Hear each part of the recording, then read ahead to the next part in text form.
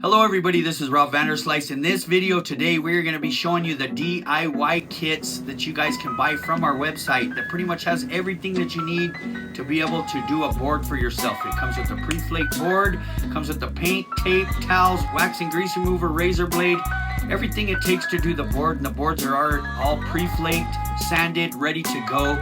So we just thank you. Tune in and let me tell you, if I can do it, you can do it. Let's jump into this video. Come on.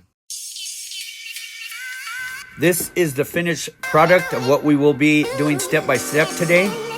This is one of the kits that you can get from us. It comes with everything it takes to do a 12 by 32 inch board, or even more if you're doing something else, the crosses, the skateboards, whatever it is, or just doing something even aside from this. Comes with some blue towels, comes with a razor blade, plastic razor blade, comes with the wax and grease remover. When you buy a kit, the board is already pre-sanded for you. It's already pre-flaked, cleared, sanded, and so here we are. Most important step is we are going to be folding these blue towels. You want to try to be as resourceful as you can with what you have. So I'll fold it into fours. I'll pour a little wax and grease remover on it, which gets out any contaminants. You want to be sparingly, but you want to make sure you got enough on there. And this will kind of bring back the shine real quick. This is kind of what we use sometimes after we've patterned but haven't cleared yet. And it'll show people kind of the flake blinging. You want to wipe really good. Flip it to a clean part of the towel. Make sure that you've got any contaminants. And that's from whatever, cooking, from grease, from oil contaminants to whatever. That is so important. Close that back up. Just barely used any. That'll be good. Now we're going to be using the rim. This is a gold one. We sell these on the website for 30 bucks. It is a high grade wrap thin material that you're able to clear over. We're going to cut this up right here. We have already weeded it out. Already got the mid-tack masking paper over it. Now lining this up right here, you can move it a couple different ways depending on what you're doing. And I know gonna be showing some other pictures on here of different ways you can cut it depending on size wise. You could chop down that gold fender trim, make it smaller. You can make it to where, like, if you see any of my other videos, I think the 60s Lincoln quarter, I did a 56 Chevy, I did a 61 Impala. So each one you can chop down this rim a little bit more. But here I am lining it up. We're going to be sticking with mini truck bedside. So I kind of put it more towards the right. And you're going to go over this with whatever credit card, gift card, whatever. Just, you don't want any bubbles. Kind of go back over it. And if there is, you can go back. You can poke them with the razor blade to get out the air bubbles. And you're going to peel this up very gently. There was a few little bubbles in a few little places. You see I'm kind of going over. Like I say, you can hit those with the razor blade, pop the little bubbles, get that taken care of. I'm going to go back, cut this little lip off right here. Just go along it. You know me, I'm shaky. Look at that. If I can do it, you can do it. No excuses. You guys got this. Boom. So there we go. We got that set up. It just makes for an amazing art piece. Here we go at the taillight, same thing. If you're doing something else, you won't even be using the taillight, but if you're doing the bedside of a mini truck, position it where you want. I'm putting it up towards the top. Same thing, go over it with the card, get out any air bubbles, get it down stuck really nice. Boom. So that's that. And you basically got one chance to get that down right. Now here's the tape that comes with it. We got 1/8 inch green, 1/4 inch tan, 3M. We got 1/2 inch tan. We got 3/4 inch masking tape. The basic tools. I mean, I recommend you guys getting some other sizes, but this is what comes in the kit if you do want to add something else. But this is enough tape, and what we used when I originally started doing this back in the day, those were like the core sizes we use. So now you're going to go with the 1/8 inch. You're going to go around the wheel, the fender trim here. I recommend leaving a little sliver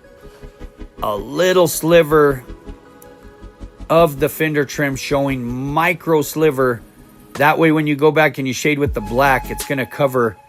It would be better to under tape than to over tape. If you over tape, you're going to end up with a silver flake line and you're going to be a little discouraged, but no big deal.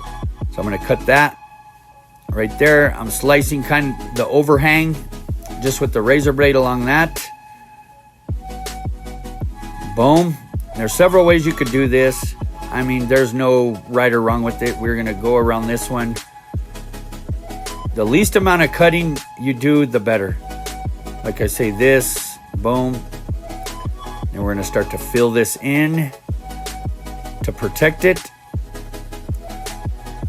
Like I say, this, you could just go along it, put a border with the green 3/4 inch. Then you could, if you saved the actual paper that we covered it, like right there,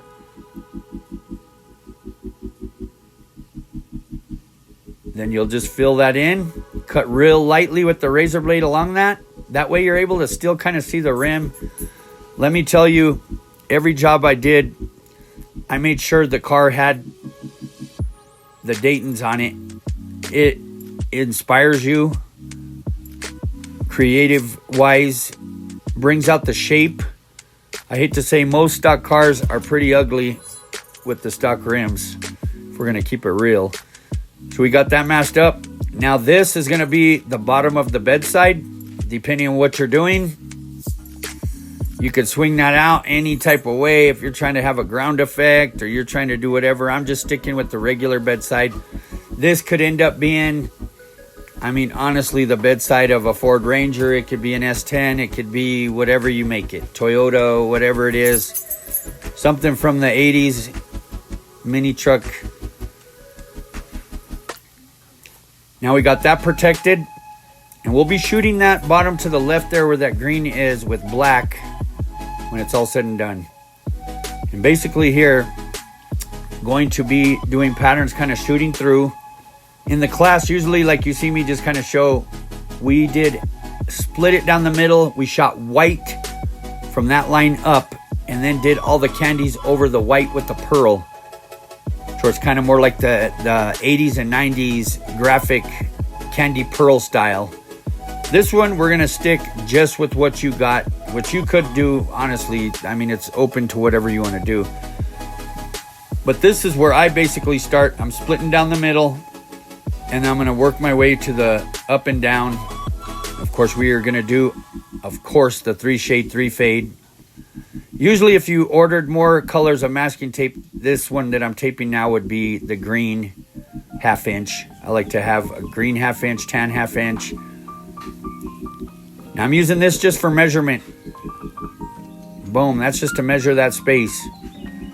Now I'm going to come back with the 1/8 inch. I'm still trying to figure out what I'm doing, so don't hold me to it quite yet. Kind of do some old school S pattern. This, I'm just trying to not do something super crazy, just to give you guys an example that you are able to do this as well. It doesn't always have to be super crazy. And then, like I say, there's a trick to doing this. If you follow the way I'm doing it right here, it's going to make it a lot easier instead of overlappings and a bunch of other stuff. That bottom green 1/8 inch is a huge, crucial part to where you are not overlapping and cutting. We're able to do this, and then we're going to take that 1/8 inch off. And it just makes it so easy to keep your spacing right and to where you're not cutting over tape multiple times. The least amount of cutting you want to do with the razor blade, the better. And don't get me wrong, you're going to need to cut.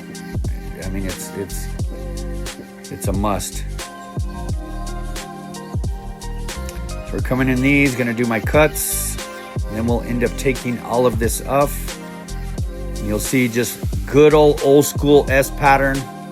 I mean, these were something that just belongs in your creative toolbox. So you see all that just to get those nice S patterns. And then I'm going to swoop that right through the middle. I'm going to do that one about 1/4 of an inch with the tan 1/4 inch. away from that green S pattern. Coming up here to break it up. Same thing, doing 2 1/8". Not sure exactly what I'm doing yet. Kind of figure it out, swoop up. It's like, boom. And we are speeding it up where I'm laying out these tape. You can kind of slow some of that down if you want.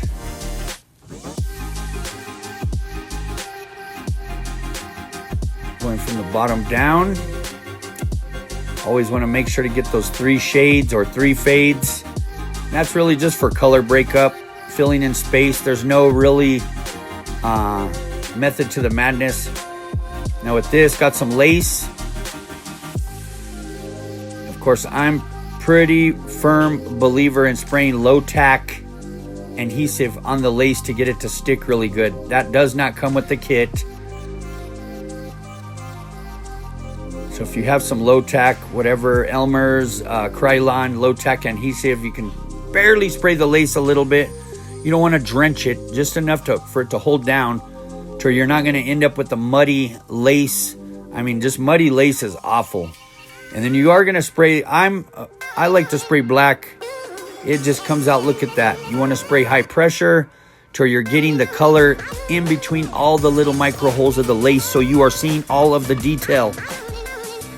If you're just barely misting over the lace, it's going to look real muddy. It's going to look blurry. It's not going to look good. And like I say, we want to try to save you some headache. If you don't like the way it looks, you can tape up that section, wipe it back up with lacquer thinner, and try it again. So now we're going to be doing basket weave, which is so simple. Even me, I was like, how do they do that? Took me a minute. So as you see, I taped 1/2 inch, filled it in with 1/2 inch, and then took out the in-between 1/2 inch. Go about 1.5 inches away from each other. Now I'm filling back in where I removed. Now I'm going to go in between, and I'm going to kind of mark it just a little bit where I know I'm going to be shooting, which is just right in between all of those. You're going to come in with the black in between or whatever color you're using. And see, now you can't see it, so that's why we marked it. So I'm going to come in between those. There's just so many things you can do. Like I say, going to come in between that. Boom. I'm going to untape those, and it gives you that blurry basket weave, like where it's super blurry, super cool, super simple. So now we are breaking out with the colors. I'm going to keep that taped up. These are just the 2-ounce ready to spray candies. They are ready to roll. You can put them in your gun. We're using 6-ounce PPS cups. Let me tell you, I'm pouring quite a bit in there. When it's all said and done, you are only using 1/4 or 1/3 for this whole board. So you'll have leftover candy to do something else. If you buy some of the crosses from us, or if you're doing something else. Now this kit came with the orange, magenta, and purple. Some of my favorite combos. So a lot of these, you can go over the colors quite a bit. Gonna shoot the purple just enough. Gonna open this up, kill 2 birds with 1 stone. With the lace, same thing. Some purple right there. Boom, just kind of faded. I'm gonna go back over this. Boom. Now I'm going with magenta over that. Like I say, some of these colors, because we know we're going to go over them some more, you don't want to over color them, but you don't want to under color them either. I see a lot of people not shooting enough candy, not getting that depth, that richness.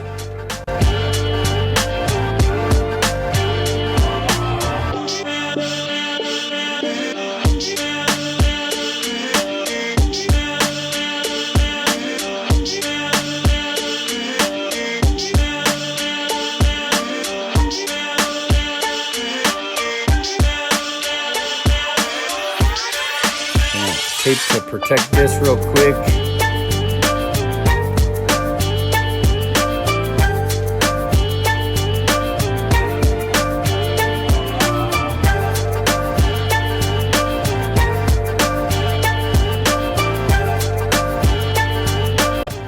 now I should put some white in the gun that comes with the kit. You guys know my white trick. We always shoot white in certain areas to drown out the flake. And it just makes it look like a solid color when we shoot the candy over it. And that's really your discretion where you want to shoot it. Going to be shooting over these specific areas. That's kind of where you choose to shoot. You want to make sure it's shooting good. Some of the white, sometimes in the black, you might want to reduce them a little bit more to where they're not splattering. So I'm going over these specific areas to drown out the flake and to make it where it's going to end up a solid color pattern. Now I'm going to add here, you know me, I hate to leave super big empty spots, and even though it's got the lace in it, I just want to add some detail. Show you guys you can always go over these things when it's all said and done. So we're kind of boosting up. Already started shooting some purples.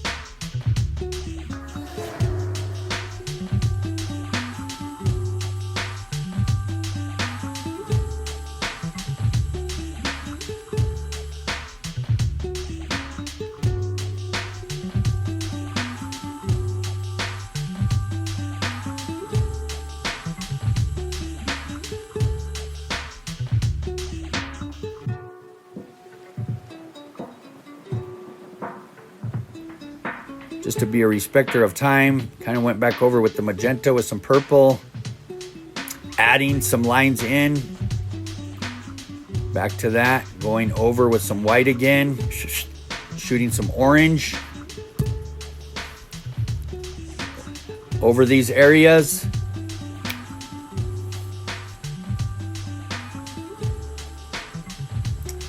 Same thing, I kind of went back over that with the little orange. Man, and these colors, when you overlap like the magenta and the orange, man, they make that really nice kind of persimmon, kind of a reddish, man, I don't know how to describe it, really nice, kind of creates its own color.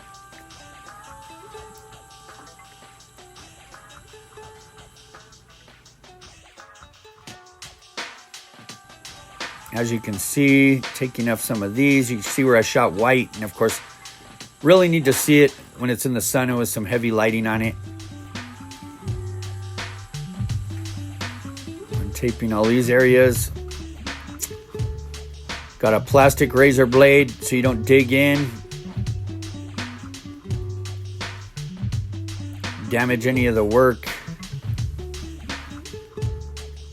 Now we're going to untape this bottom piece to shade this black. I'm just going over the black that was included in your kit.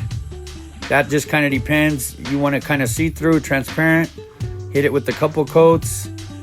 That edge, like I talked about, you're going to shoot black to just kind of give it a nice shade. Gives it that depth that all the patterns are kind of going behind that fender trim. Going around the tail light with the little black. Going along all the edges with black. It just makes it pop, makes it look like the patterns are flowing through on the edge. Taking off this bottom part as well, untaping the rim. I'm gonna take this off,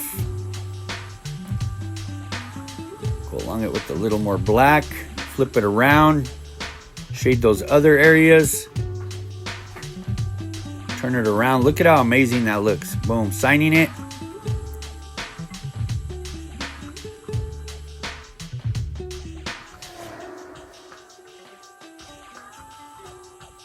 You get a little bit of clear. It's a 4-ounce bottle.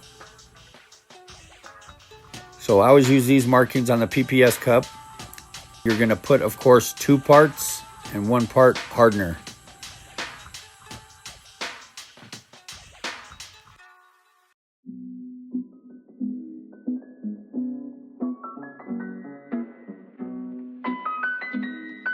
Gonna mix this up. Now that, what we gave you for that one, that's enough to really get the board pretty good. There ends up just a little bit left over. Gonna tack over this, go over it with the tack rag. And just to show you, pouring back what's left in the PPS cups as I'm clearing. You always want to put just a mist coat. It's kind of real spotty just to lock down the colors, because if you put it too wet too quick, it'll bleed through the candies into the silvers. And just to show you, like, look at that, barely used any purple on that bottom screen. Have literally 3/4 left of the color. Boom.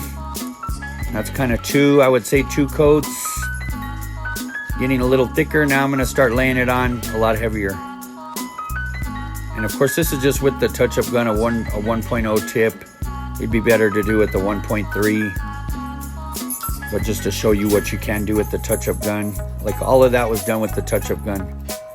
And you could do all those patterns with an airbrush and then shoot with the touch-up gun, the clear, unless you got a bigger gun.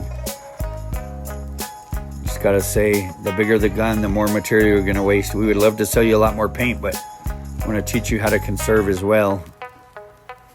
That's it, all cleared out, glossed out. You would be able to do this. It's a pretty simple pattern. We thank you for tuning in. Thank you for supporting. There's a link in the description where you can get all of these products. God bless and thank you guys. Have a great day.